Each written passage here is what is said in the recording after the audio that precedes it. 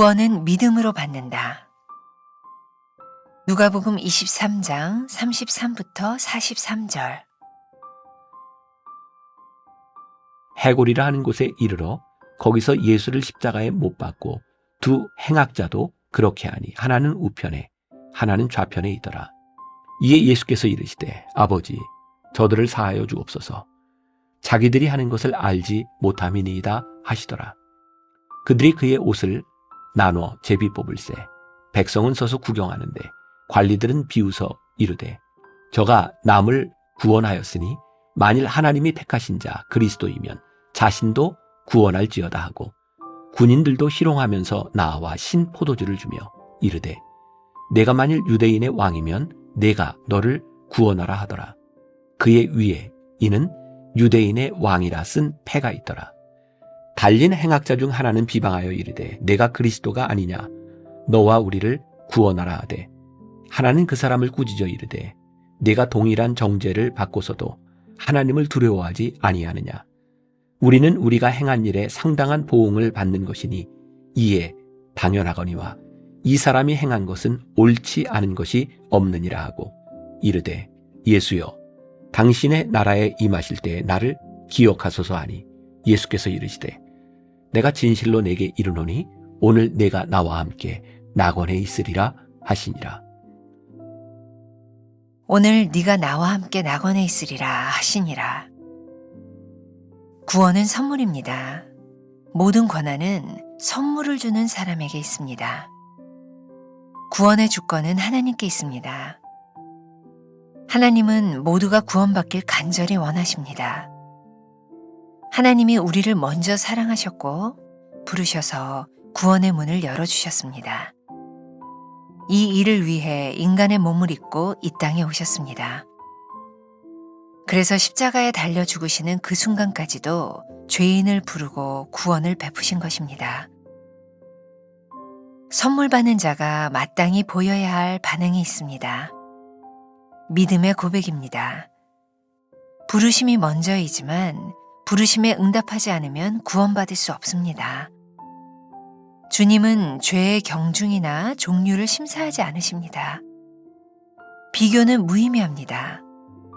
같은 상황의 찰나라도 한 강도는 예수님께 응답하여 구원을 받았고 한 강도는 비방으로 응답을 대신했습니다. 하나님께 구원받지 못할 사람은 없습니다. 하나님께 용서받지 못할 죄도 없습니다. 부르심에 믿음으로 응답하면 됩니다. 구원에 지각은 없습니다. 이미 오랜 세월이 지나 늦었더라도 기회가 있을 때 즉시 응답해야 합니다. 예수님의 십자가는 흉악한 강도들 사이에 세워졌습니다. 거룩하신 하나님의 구원 역사는 세상 한가운데서 펼쳐지고 있습니다. 우리가 인식하지 못할 뿐 혹은 알고도 지나쳤을 뿐 하나님은 늘 세상 곳곳에서 우리를 부르고 계십니다. 구원은 어려운 것이 아닙니다. 한 강도는 예수님을 믿지 않고 조롱하며 비방했습니다. 그러나 다른 편 강도는 예수님께 겸손히 간청했습니다. 예수여, 당신의 나라에 임하실 때에 나를 기억하소서.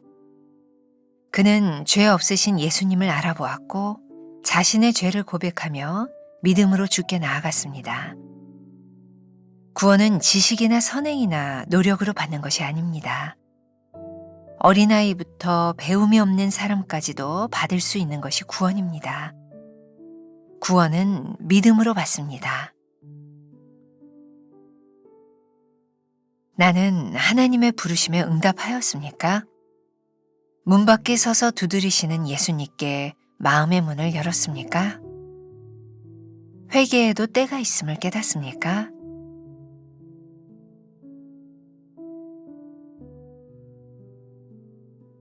오늘은 4월 5일입니다. 구원은 믿음으로 받는다.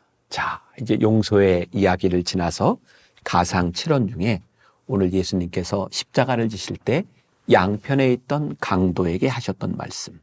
자, 오늘 내가 나와 함께 낙원에 있으리라 하시니라. 오늘 구원에 대한 말씀이죠.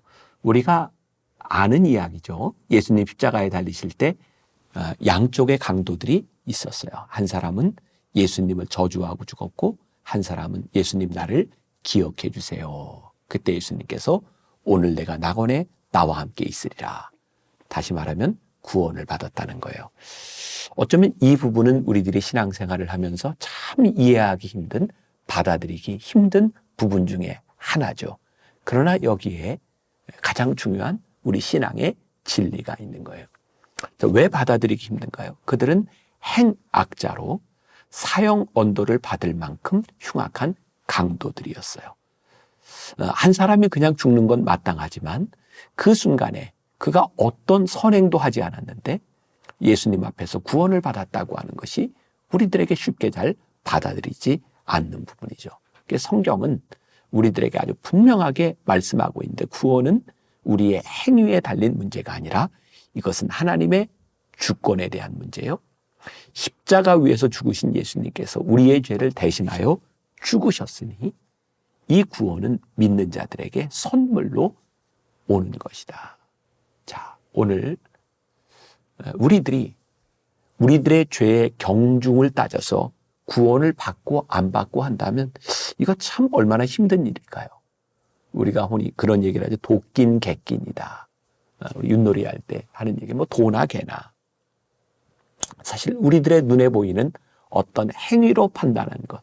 그러나 사실 우리는 그 마음 속에 있는 모든 것까지 우리는 알지 못해요. 하나님 앞에서 우리들이 어떤 행위를 가지고 판단한다는 것 자체가 참 우스운 일이죠. 이 구원에 대한 문제, 성경은 분명히 우리들에게 말씀하고 있어요. 구원은 믿음으로 받는 것이다. 가끔 제가 우리 교인들을 보면서 좀 당황스러운 게 그런 게 있어요. 교인들이 목회자인 저를 바라보면서 대하는 그런 행동들, 저를 어쩌면 일반 교인들보다는 조금 특별하게 생각하는 부분들, 그런 것들을 경험할 때 제가 스스로 몸을 이렇게 짧게 들지 못할 때가 많이 있어요. 나 그런 사람 아닌데. 왜? 제 안에 있는 죄성을 제가 너무 잘 알고 있으니까. 제 안에 있는 문제들을 너무나 잘 알고 있으니까 단지 사람들에게 드러나지 않았을 뿐이지. 하나님 앞에 모든 것이 다 드러난다면 누가 하나님 앞에 설 수 있을까? 그러니까 오늘 이 두 강도의 이야기를 통해서 이 구원은 우리의 행위에 관한 문제가 아니라는 것을 분명히 말씀하고 있는 거죠. 자, 저에게 그런 그 기억이 있어요. 제가 미국에서 공부할 때였는데 우리 교인 중에 하나가 저는 얼굴도 보지 못한 사람이었어요. 교회 간 지 얼마 안 됐는데 교인들이 함께 신방을 가자고, 이제 생명이 얼마 남지 않았다고. 그래서 함께 신방을 가게 되었어요. 우리나라의 아주 유명한 탤런트 동생이었어요. 어떤 구원의 확신도 없는 그 사람, 이제 세상을 떠나야 될 그 사람에게 목사가 가서 무슨 이야기를 하겠어요? 당신이 예수를 안 믿었으니 이제 죽으면 지옥에 갈 것입니다. 그런 이야기를 하겠어요? 아니면 아직 믿음에 대한 확신이 없는데 당신 구원받았으니 평안히 죽으십시오. 이런 이야기를 할 수 있겠어요? 사람들이 그냥 바라는 것은 사실 또 이런 영원에 대한, 영혼에 대한 문제보다는 이 병에서 어떻게 나을까에 대한 부분이 아닐까요? 그러나 이미 간암으로 세상에서는 가능성이 아무것도 없는 사람이었어요. 아주 젊었던 저에게 그 상황은 쉽지 않았어요.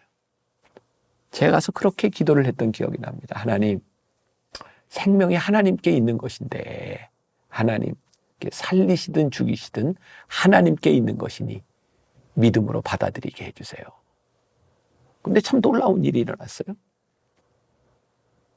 병원에서도 가능성이 없다고 했던 사람이 살아났어요. 더 중요한 일은 이분에게 믿음이 들어갔어요. 그리고 정말 밝은 얼굴로 병원에서 생활을 하다가 살아난 것도 감사한데 정말 잘 맞는 간이 나타나서 간을 이식할 수 있는 기회가 왔어요. 정말 놀라운 이 찬스에 이분은 수술하러 들어갔다가 그냥 돌아가셨어요. 우리 교인들에게 참 힘든 일이어서 하나님 이걸 어떻게 해석해야 되나요? 이게 무슨 일인가요? 결국 중요한 것은 이분이 하나님을 믿게 되었고 이분이 믿음을 고백하고 하나님께로 갔다는 거예요. 근데 우리의 관심은 늘 어디에 있냐면 사느냐 죽느냐에 대한 것이 참 신기하죠. 이분이 죽는다고 생각했을 땐 이분의 영혼에 관심이 있었는데 살아나고 나니 영혼에 대한 관심이 아니라 우리 육신에 대한 부분이었어요. 저는 목회를 하면서 그런 생각을 참 많이 합니다. 우리의 관심과 하나님의 관심은 참 다르다. 그리고 정말 중요한 것, 우리들이 하나님을 믿고 살아간다고 하는 것, 진짜 우리들이 그 믿음, 우리들이 믿음으로 구원을 받는 그 믿음을 우리들이 가지고 살아가고 있는가. 하나님께서 우리들에게 구원을 선물로 주셨다면 이제 우리들에게 필요한 것이 있죠. 선물을 받은 자가 마땅히 보여야 될 반응이에요. 예수님이 십자가에 달리실 때 그 양편에서 죽었던 그런 강도는 아주 특별한 얘기지만 많은 사람들은 하나님께서 우리들에게 주신 구원의 선물을 받고 믿음으로 반응하고 이 세상에서 살아가야 돼요.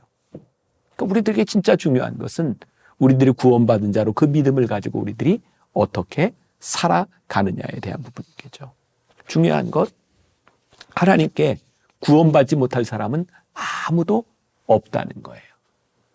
아마 예수님께서 십자가상에서 마지막에 이 양편 강도와 함께 십자가를 지었던 그 중요한 이유 가운데 하나는 바로 그 말씀을 하고 싶었을지 몰라요. 하나님 앞에 구원받지 못할 자는 아무도 없고 믿음으로 구원을 받지 못하는 자, 그 사람은 끝까지 구원받을 수 없다고 하는 것을 분명하게 보여주고 있는 거죠. 저는 무엇보다 구원받은 자로서 우리들이 믿음으로 산다고 하는 것이 그것이 무엇인지를 우리가 보여주며 살아야 된다고 생각해요. 왜? 구원을 받았으니까. 마땅히 우리들이 반응을 보여야 되는 거죠. 한 이야기를 좀 들려드릴게요. 어떤 회사에 있었던 한 종업원에 대한 어떤 사장의, 크리스찬 사장의 고백이에요. 그는 회사를 경영하면서 만났던 한 종업원, 한 크리스천 때문에 그리스도인이 되었던 사람입니다. 그는 자신의 사업체에서 일하는 크리스천들의 양심적이고 상냥한 모습에 관심을 가지고 있었고 신앙에 끌리고 있을 때였습니다. 하루는 갓 개종한 한 크리스천 종업원이 그에게 상담을 요청해 왔습니다. 그때 그는 그 사람이 신앙을 강요하는 열성 신자일까 봐 걱정이 되었답니다. 그러나 그 젊은이는 머리를 숙이고 사무실에 들어와 이런 고백을 하더라는 것입니다. 사장님, 몇 분이면 됩니다. 용서를 구하러 왔어요. 저는 여러 해 동안 사장님을 위해 일해왔습니다. 여기저기 돌아다니며 몇몇 회사의 생산품을 가져다 쓰는 등 다른 사원들이 하는 것처럼 하면서 말입니다. 그리고 여분의 보급품을 축냈어요. 전화도 마음대로 사용했고요. 어떨 때 시간을 속여서 기록하기도 했습니다. 하지만 저는 몇 개월 전에 크리스천이 되었습니다. 연기와 허상이 아니라 실제로 말입니다. 그리스도께서 날 위해 역사하신 덕에 제가 그분께 순종하게 되었고 이제 제가 행한 잘못을 사장님과 회사 앞에서 바로잡고 싶습니다. 어떻게 하면 좋습니까? 제 행동의 대가로 해고하신다면 그대로 순복하겠습니다. 그럴 만도 하죠. 아니면 적절하다고 생각하시는 만큼 감봉하셔도 좋습니다. 하나님과 사장님 앞에서 그저 일을 바로잡고 싶습니다. 그리고 이 기업체의 사장은 이렇게 고백을 했습니다. 자신이 지금까지 나눠본 대화 중 가장 영적이고 감명 깊은 대화였다고 말입니다. 자, 오늘 이 이야기를 듣는 여러분들의 마음 가운데 어떤 생각이 드세요? 야, 저 진부한 이야기. 그 예전에 많이 듣던 이야기. 그런 생각이 들지 않으세요? 저는 우리 신앙의 문제가 그 진부한 것처럼 들리는 가장 당연한 이야기를 잃어버렸다는 생각이 들어요. 우리가 하나님을 믿고 구원받은 자로서 이렇게 살았던 아주 그 옛날 이야기 같았던 그 스토리를 잃어버렸기 때문에 우리들이 구원받은 믿음의 사람으로 이 세상에서 살아가지 못하는 것은 아닐까. 저는 오늘 여러분들에게 그런 도전을 드리고 싶습니다. 가장 진부한 구원받은 자의 가장 진부한 이야기가 여러분들에게, 아니 저에게 있었으면 좋겠다. 우리들이 믿음으로 살아가기에 우리들이 보여야 되는 그 이야기.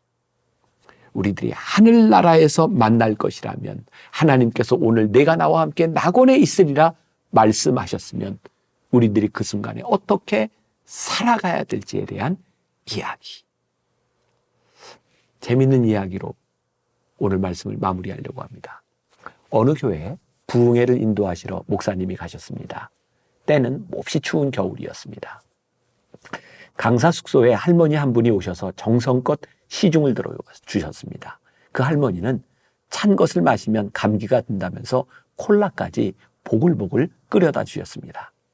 이 할머니는 성경을 자주 보고 계셨는데, 그런데 이상한 것은 성경을 다 읽지 않고 사람 이름만 읽고 계셨습니다. 목사님께서 이상해서 물었습니다. 할머니, 왜 사람 이름만 읽으세요? 할머니는 이렇게 이야기합니다. 아이고 목사님, 곧 하나님 앞에 갈 텐데 성경은 다 읽어서 무엇합니까? 이 사람들이 다 천당에 있을 텐데 이름이나 외워가야지요. 하며 껄껄 웃었습니다. 이 할머니는 구원에 대한 확신과 소망이 넘쳐 있었습니다.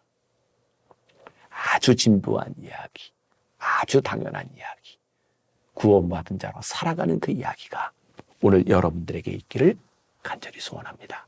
기도하겠습니다. 십자가상에서 구원받은 한 강도를 기억합니다. 아, 나도 그 사람일 수 있구나. 십자가상에서 예수님을 저주하고 죽은 강도를 기억합니다. 아, 나도 그럴 수 있구나. 오늘 우리가 구원받은 자이면 어떻게 살아가야 될지, 믿음 있는 자로 행하는 것이 무엇인지를 분명하게 살아내는 하루가 되게 하여 주옵소서. 예수님의 이름으로 기도했습니다. 아멘.